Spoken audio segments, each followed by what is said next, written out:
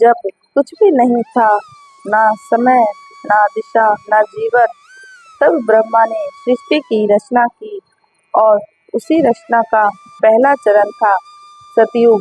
एक ऐसा युग जहाँ केवल सत्य था, धर्म था और ईश्वर की कृपा चारों ओर फैली थी। आइए आज हम चलते हैं उस स्वर्णिम युग की ओर जहाँ हर सांस ईश्वर का ध्यान थी। सृष्टि के बाद सतयुग का उदय हुआ।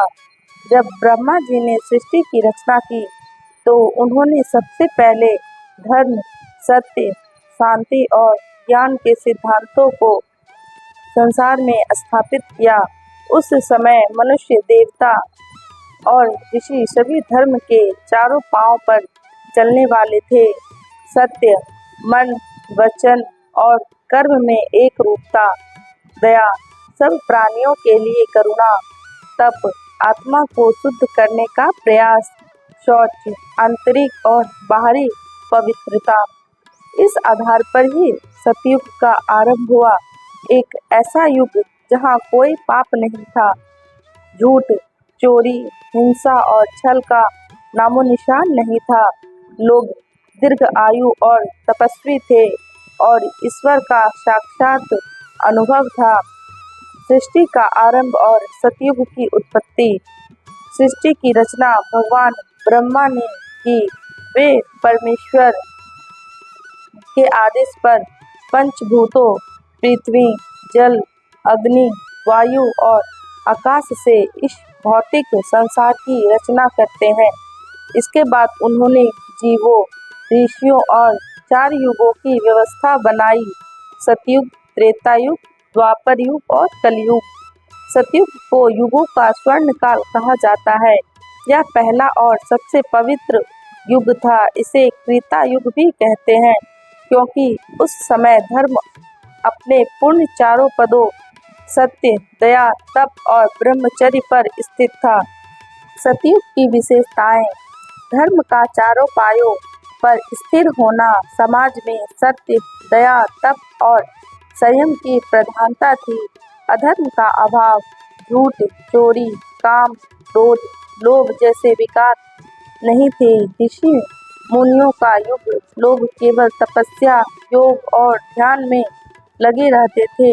राजा नहीं, ऋषियों का शासन, समाज का मार्गदर्शन मनु और तपस्वियों जैसे दिव्य मुनियों द्वारा होता था।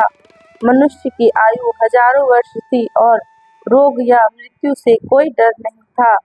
प्रकृति पूर्ण संतुलन में थी, वर्षा समय पर होती थी, पृथ्वी पर हरियाली थी और पशु पक्षी भी शांत धार्मिक प्रवृत्ति के थे। सतयुग में घटित प्रमुख घटनाएं: स्वयंभू मनु का जन्म और शासन। सृष्टि के पहले मनु स्वयंभू और उनकी पत्नी शतरूपा ने मानव जाति की उत्पत्ति की। प्रजातियों की रचना: ब्रह्मा ने मरीचि, अत्रि, वशिष्ठ, पुलह, पुलस्त्य आदि ऋषियों को उत्पन्न किया जो आगे सृष्टि विस्तार में सहायक। ऋषि ऋषभदेव का अवतरण: भगवान विष्णु ने ऋषभदेव रूप में अवतार लेकर धर्म की स्थापना की। हिरण्याक्ष और हिरण्यकश्यप की उत्पत्ति।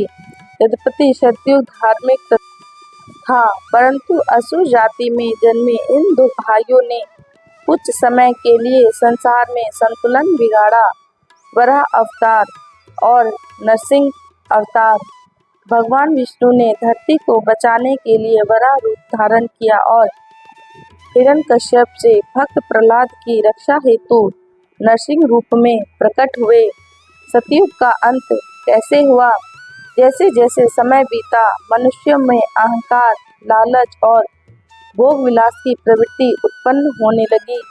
तप और ध्यान में कमी आने लगी। इस कारण धर्म के चारों पदों में से एक एक करके 3 पाद क्षीण हो गए। धर्म अब केवल एक पाय पर खड़ा रह गया। इसी के साथ सतयुग का अंत हुआ और त्रेता युग का आरंभ हुआ। सारांश: सतयुग एक आदर्श और पूर्णतः धार्मिक युग था। उसमें जो कुछ घटा वह सृष्टि की नींव रखने वाला था। मनुष्यों की उत्पत्ति, धर्म की स्थापना, ऋषियों की शिक्षा और भगवान के दिव्य अवतार। यह युग धीरे धीरे मानव स्वभाव में आने वाले दोषों के कारण समाप्त हुआ और त्रेता युग की शुरुआत हुई, जिसमें अधर्म थोड़ा थोड़ा पनपने लगा। लेकिन समय का चक्र स्थिर नहीं रहता। जैसे जैसे मानव में इच्छाएं जागी, अहंकार और लोभ पनपने लगे, धर्म डगमगाया और सतयुग धीरे धीरे अंत की ओर बढ़ चला। अब आरंभ होने वाला था नया युग, त्रेता युग, जहां धर्म 3 पायों पर खड़ा रहेगा। पर अब कहानी का रंग बदलेगा। तो इसी तरह से हुई थी सतयुग की शुरुआत और अंत।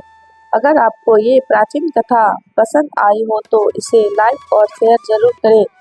ऐसी ही और कहानियों के लिए चैनल को सब्सक्राइब करें और कमेंट में बताएं क्या आप अगली कहानी त्रेता युग सुनना चाहेंगे। धन्यवाद।